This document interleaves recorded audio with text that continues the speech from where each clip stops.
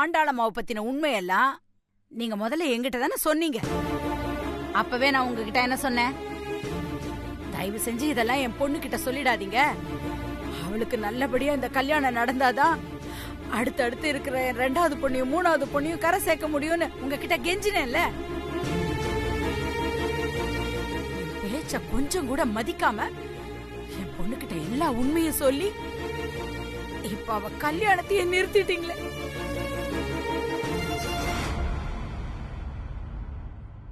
பத்தாவதுக்கு உங்க கூட சேர்ந்துக்கிட்டு உங்க பையனும் என் பொண்ண கண்ண முடியோசி காத முடியோசின்னு குழப்பி விட்டுட்டான். இப்படி அம்மாவும் பையனும் சேர்ந்துக்கிட்டு இப்ப என் பொண்ணு வாழ்க்கைய ஒண்ணு இல்லாம பண்ணிட்டீங்களே. நீங்க ஒரு பொம்பளை பிள்ளைய பெற்றிருந்தீங்கன்னா அதுங்களை கரை சேர்க்கறதோட கஷ்டம் என்னன்னு உங்களுக்கு புரிஞ்சிருக்கும். நீங்க தான் ஒரே ஒரு ஆம்பளை பிள்ளைய பெத்து வச்சிருக்கீங்களே. அந்த ஆணவத்துலதான் சந்தோஷமா என் பொண்ணு வாழ்க்கைய கெடுத்துட்டு நீங்க நிம்மதியா சுத்திக்கிட்டு இருக்கீங்க. லக்ஷ்மி, ஏன் ரோட்ல நின்னு இப்படி எல்லாம் பேசுற? பாப்போலாம். நாங்களே எங்க பொண்ணு வாழ்க்கைய இனிமே எப்படி சரி பண்ண போறோம் தவிச்சுக்கிட்டு இருக்கோம். இந்த நிலைமையில அந்த ஆண்டாளம்மா வேற என் பொண்ணு மேலயும் எங்க மேலயும் கேஸ் போட்டு வக்கீல் நோட்டீஸ் அனுப்பியிருக்காங்க. எல்லாம் உங்களாலதான். நீங்க மட்டும் அந்த கல்யாணத்தை நிறுத்தாம இருந்திருந்தா இப்ப இப்படி எல்லாம் நடந்திருக்குமா? அம்மா, நீங்க என்ன சொல்றீங்க? ஆண்டாளம்மா உங்களுக்கு வக்கீல் நோட்டீஸ் அனுப்பி வச்சிருக்காங்களா? எதுக்கு? ஏன் நீங்க வந்து வாதாடி அந்த கேஸை ஜெயிச்சு கொடுத்துட போறீங்களா? அம்மா, தயவு செஞ்சு கோவப்படாம என்ன நடந்துச்சுன்னு சொல்லுங்க. ஆண்டாளம்மா எதுக்கு உங்களுக்கு வக்கீல் நோட்டீஸ் அனுப்பணும்? சார், நீங்களாவது சொல்லுங்க. உங்க வயசுக்காவது மரியாதை கொடுக்கலான்னு பார்த்தா அதுக்கும் நீங்க தகுதியானவங்க இல்லையே.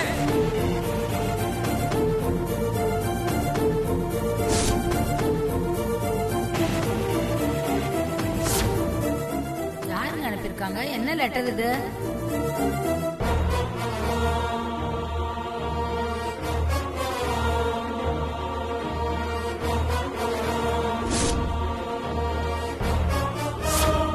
நடந்த எல்லா தப்புக்கும் மன்னிப்பு கேட்டு உன் பொண்ணு தென்றல் வந்து நீ கால்ல விழுந்து மன்னிச்சிடுங்கன்னு சொன்னாதான் நான் இந்த கேஸ வாபஸ் வாங்குறேன். இப்ப உங்களுக்கு சந்தோஷமா? இது எல்லாமே நீங்க அந்த கல்யாணத்தை நிறுத்தினதுனால்தான். இது பாருங்க, நான் வயிறு எரிஞ்சு சொல்றேன், நீங்க நல்லாவே இருக்க மாட்டீங்க.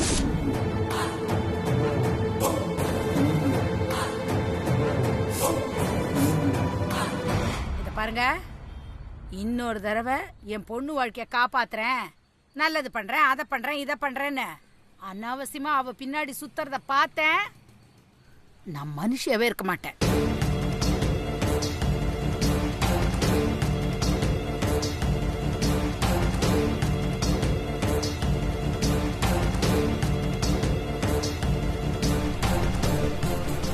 நீங்க எதுவும் தப்பா எடுத்துக்காதீங்க. சூழ்நிலை தான் அவளை இந்த மாதிரி உங்ககிட்ட பேச வைக்குது. சாரி. ஏங்க, அங்க என்ன பேச்சு வேண்டி கிடக்கு? வாங்க. வரேங்க.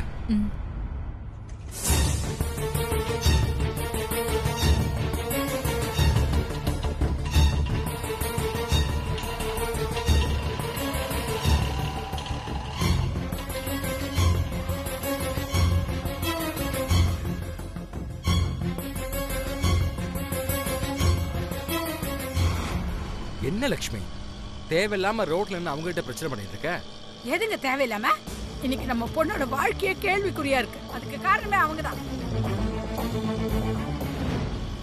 ஏங்க, நான் அவங்கள அவ்வளவு கேள்வி கேட்டேனே, அவங்களால ஒரு பதில் சொல்ல முடிஞ்சுச்சா? சொல்ல முடியாதுங்க. ஏன்னா அத்தனையும் உண்மை. அந்த கல்யாண மண்டபத்துல அவங்க என்கிட்ட சொன்ன போது நான் அவங்க கிட்ட எவ்வளவு கெஞ்சினேன் தெரியுமா? தயவு செஞ்சு என் பொண்ணு வாழ்க்கையை கெடுத்துறாதீங்க, அடுத்து 2 பொண்ணுங்க இருக்கு, எவ்வளவோ கெஞ்சினேன். அவங்க எதையுமே காதுல வாங்காம சுயநலமா ஆண்டாளமா பழி வாங்கறதுக்காக இப்ப நம்ம பொண்ணு வாழ்க்கையை கெடுத்துட்டாங்க. வீடு அவங்க என்ன பண்ணுவாங்க? அதான் இதேச்சியா அவங்கள பார்த்ததும் என்னால அடக்க முடியல. அதான் இறங்கி போய் நல்லா நாக்க பிடிக்கிற மாதிரி 4 கேள்வி கேட்டு வந்தேன்.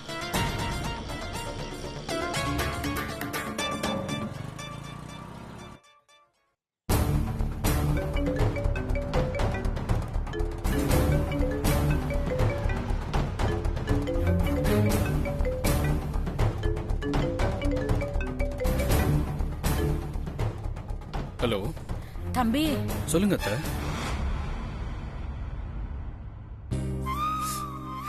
அத்தை என்னாச்சு? எதுக்கு அழறீங்க? என்ன தம்பி தெரியாத மாதிரி கேக்குறீங்க? உங்க பாட்டி இப்படி ஒரு காரியத்தை பண்ணலாமா? பாட்டியா? பாட்டி என்ன பண்ணாங்க? அப்ப உங்களுக்கு விஷயமே தெரியாதா தம்பி?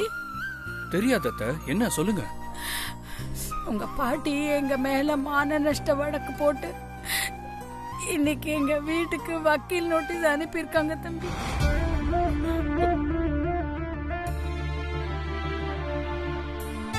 என் பொண்ணு தென்றல் உங்க பாட்டி கிட்ட வந்து மன்னிப்பு கேட்பாங்கிற நம்பிக்கை எனக்கு இல்ல. நீங்க தான் எப்படியாச்சும் உங்க பாட்டிய சமாதானப்படுத்தி எங்களை இந்த பிரச்சனையில இருந்து காப்பாத்தணும். உங்களை கெஞ்சி கேட்டுக்கிறேன் தம்பி. பாட்டி அந்த அளவுக்குலாம் போவாங்கன்னு என்னால நம்பவே முடியல. நீங்க சொல்றதெல்லாம் உண்மைதானா? ஐயோ தம்பி, அந்த கடவுள் மேல சத்தியமா சொல்றேன், நான் சொல்றது எல்லாம் உண்மை. நீங்க சொல்றது மட்டும் உண்மையா இருந்தா நான் என் பாட்டியை சும்மா விட மாட்டேன். நான் இப்ப வீட்டுக்கு தான் போயிட்டு இருக்கேன். சரி, நீங்க போன வைங்க, நான் இப்பவே போய் பாட்டிக்கிட்ட விசாரிக்கிறேன்.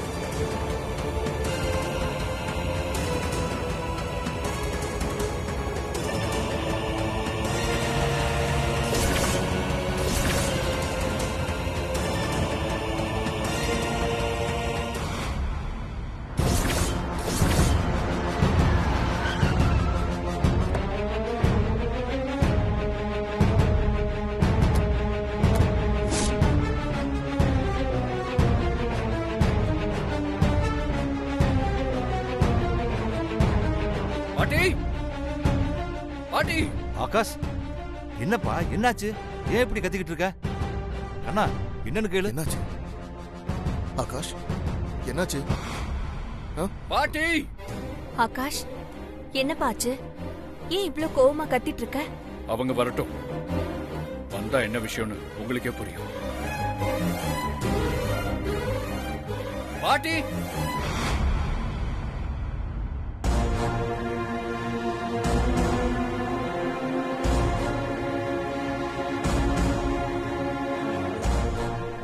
என்னாச்சு ஆகாஷ்? ஏன் இவ்ளோ டென்ஷனா இருக்க? நான் கேள்விப்பட்டதெல்லாம் உண்மையா? நீ என்ன கேக்குறன்னு எனக்கு ஒண்ணும் புரியல. என்ன கேள்விப்பட்ட? நீங்க தென்றல் வீட்டுக்கு வக்கீல் நோட்டீஸ் அனுப்பிச்சீங்களா?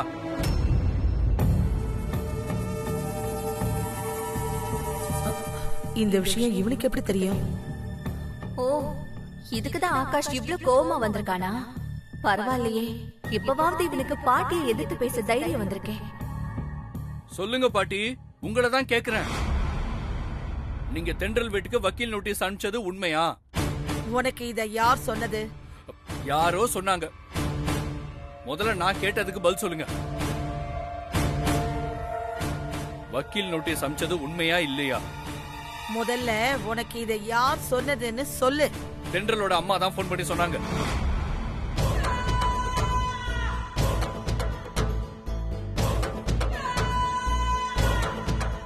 ஓ, இது அந்த லட்சுமியோட வேலைதானா? அவ பொண்ணை என்கிட்ட மன்னிப்பு கேட்க சொன்னா அத செய்யாம இவனை தூண்டி விட்டுருக்காளா?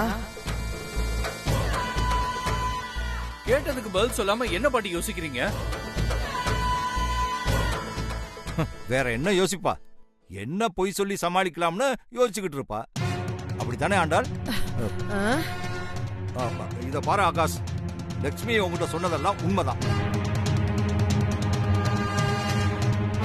உன் பாட்டி தென்றல் மேல மட்டும் இல்ல, தென்றல் குடும்பத்தில் இருக்கிற எல்லார் மேலையும் மான நஷ்ட வழக்கு போட்டு அவங்களுக்கு வக்கீல் நோட்டீஸ் அனுப்பியிருக்கா. ஆமா ஆகாஷ், நாங்க எல்லாரும் எவ்வளவு சொல்லியும் கேட்காம அம்மா அவங்களுக்கு வக்கீல் நோட்டீஸ் அனுப்பிச்சிட்டாங்கப்பா. அதுக்கப்புறம் தென்றலோட அப்பாவும் அம்மாவும் நம்ம வீட்டுக்கு வந்து அத்தை கிட்ட எவ்வளவோ கெஞ்சி மன்னிப்பு கேட்டாங்க. ஆனா அத்தை தென்றல் வந்து என் கால்ல விழுந்தாதான் கேஸ வாபஸ் வாங்குவேன்னு தீர்மானமா சொல்லிட்டாங்க. ஆகாஷ், நாங்க எவ்வளவு சொல்லியும் பாட்டி அக்செப்ட் பண்ணல. நீயாவது கொஞ்சம் அவங்களுக்கு புரியுற மாதிரி சொல்ல. ஏன் பாட்டி, ஏன் இப்படி எல்லாம் பண்றீங்க? உங்களுக்கு கேட்கறதுக்கு ஆள் இல்லைன்னு நினைச்சீங்களா? ஏற்கனவே கல்யாண மண்டபத்துல நான் தென்றலுக்கு சப்போர்ட் பண்ணாம உங்களுக்கு சப்போர்ட் பண்ணதுனால தென்றல் என் மேல பயங்கர கோவத்துல இருக்கா. அவளை எப்படி காம்ப்ரமைஸ் பண்றதுன்னு தெரியாம நான் தவிச்சுக்கிட்டு இருக்கேன். நீங்க என்னன்னா அவளை இப்படி அடுத்தடுத்து கோவப்படுத்திக்கிட்டே இருக்கீங்க. இங்க பாருங்க பாட்டி, அன்னைக்கு கல்யாண மண்டபத்துல வெறும் நன்றி கடனுக்காக மட்டும் நான் உங்களுக்கு சப்போர்ட் பண்ணல. அந்த நேரத்துல அங்க இருந்த அத்தனை பேரும் உங்களுக்கு எதிரா திரும்பிட்டாங்க. உங்களுக்குன்னு சப்போர்ட் பண்றதுக்கு ஒருத்தர் கூட இல்ல.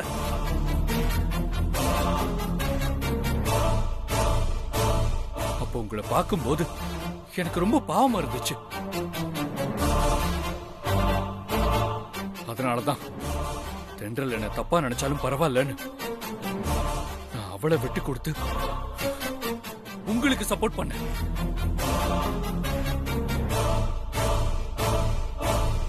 அதுக்கு பரிகாரமா நீங்க என்ன இப்படித்தான் கஷ்டப்படுத்துவீங்களா?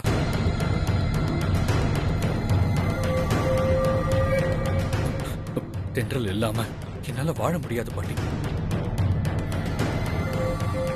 எனக்கு அவ வேணும்.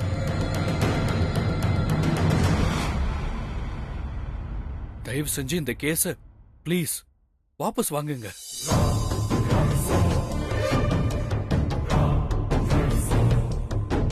என்ன பாட்டி யோசிக்கிறீங்க?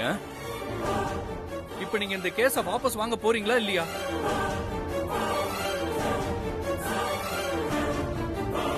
தென்றல் எப்படியாவது சமாதானப்படுத்தி நான் அவளை கல்யாணம் பண்ணிக்கணும்னா நீங்க திரும்ப திரும்ப அவளை கோவப்படுத்தாம இருக்கணும் பாட்டி.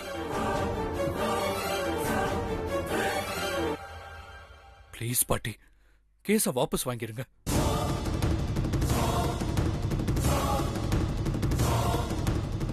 பாட்டி, நீங்க இப்ப இந்த கேஸ வாபஸ் வாங்கலன்னா அப்புறம் நான் இந்த வீட்லயே இருக்க மாட்டேன்.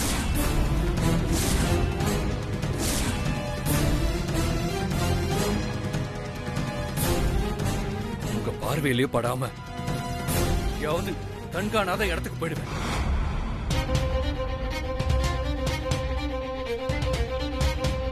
என்ன இவன் திடீர்னு இப்படி ஒரு முடிவு எடுத்துட்டான்? இப்ப இவனை எப்படி சமாளிக்கிறது? இவனையும் சமாதானப்படுத்தணும், அதே நேரம் கேஸையும் வாபஸ் வாங்க கூடாது. அப்பதான் அந்த தென்றல் வந்து என்கிட்ட மன்னிப்பு கேட்பா. என்ன பண்ணலாம்? நான் இவ்வளவு தூரம் சொல்லியும் நீங்க கேட்க மாட்டீங்களா?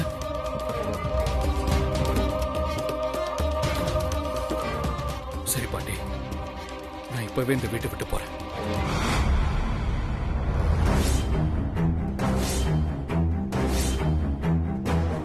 ஆகாஷ்,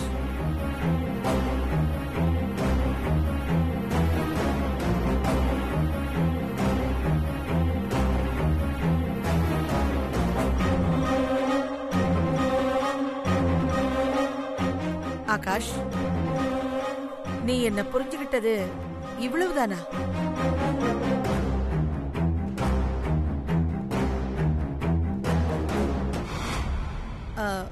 நான் வக்கீல் நோட்டீஸ் அனுப்பினதே தென்றல உன் கூட சேர்த்து வைக்கத்தா.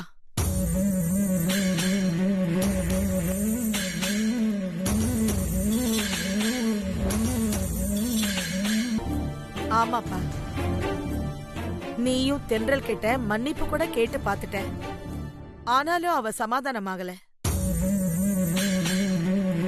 நானும் அவகிட்ட பேசி பாத்துட்டேன். என்னாலையும் அவளை சமாதானப்படுத்த முடியல. அதான் அதிரடியா இப்படி ஒரு நெருக்கடியை கொடுத்துட்டா வேற வழி இல்லாம என்கிட்ட மன்னிப்பு கேட்கறதுக்காக என்னை தேடி நம்ம வீட்டுக்கு வருவா. அப்போ நான் அவகிட்ட பக்குவமா பேசி, நீ என்கிட்ட மன்னிப்பெல்லாம் கேட்க வேண்டாம், என் பேரனை கல்யாணம் பண்ணிக்க சம்மதிச்சா போதும்னு கேட்கலான்னு இருக்கேன். என்னங்க உங்க அம்மா இப்ப எப்படி மாத்தி பேசுறாங்க பாத்தீங்களா? இது ஒரு மாதிரி தென்றல பிளாக்மெயில் பண்ற மாதிரி தெரிஞ்சாலும் அவளை உன் கூட சேர்த்து வைக்க எனக்கு இப்போதைக்கு வேற வழி தெரியலப்பா. பாட்டி நீங்க சொல்றதெல்லாம் உண்மைதானா? நிஜமாவே இதுக்காக தான் வக்கீல் நோட்டீஸ் அனுப்பிச்சிங்களா? உண்மையிலேயே இதுக்காக தான் அனுப்புனேன் ஆகாஷ். என்ன பொறுத்த அளவுல நீயும் தென்றலும் ஒன்னா சேர்ந்து ஆகணும். அதுக்காக தான் நான் இந்த முடிவெடுத்தேன். முதல்ல தென்றல் இங்க வரட்டும். அடுத்த நிமிஷமே நான் நம்ம வக்கீல் கிட்ட சொல்லி கேஸ வாபஸ் வாங்கிடுறேன்.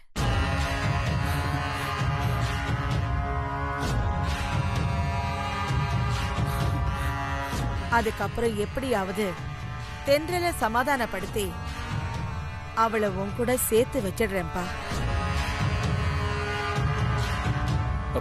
நான் இப்பவே தென்றல் அம்மாக்கு ஃபோன் பண்ணி விஷயத்த சொல்லிடுறேன். வேண்டாம்ப்பா, அவசரப்பட்டு எல்லா விஷயத்தையும் சொல்லிடாத. எப்படியாவது தென்றலை சமாதானப்படுத்தி என்கிட்ட மன்னிப்பு கேட்கறதுக்காக இங்க அனுப்பி வைங்கன்னு மட்டும் சொல்லு. மத்தபடி நான் அவளை உன் கூட சேர்த்து வைக்கத்தான் வக்கீல் நோட்டீஸ அனுப்பி வச்சேங்கிற விஷயத்த சொல்லிடாத.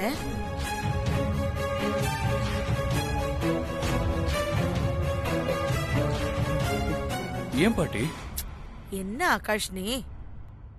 அந்த உண்மை தென்றலுக்கு தெரிஞ்சிட்டா அப்புறம் அவ எப்படி இங்க வருவா? அவ இங்க வந்தாதானே நான் எப்படியாவது சமாதானப்படுத்தி அவளை உன் கூட சேர்த்து வைக்க முடியும். ஆமால. சரி பாட்டி, நான் தென்றல் அம்மா கிட்ட தென்றலை மட்டும் இங்க அனுப்பி வைங்கன்னு சொல்றேன்.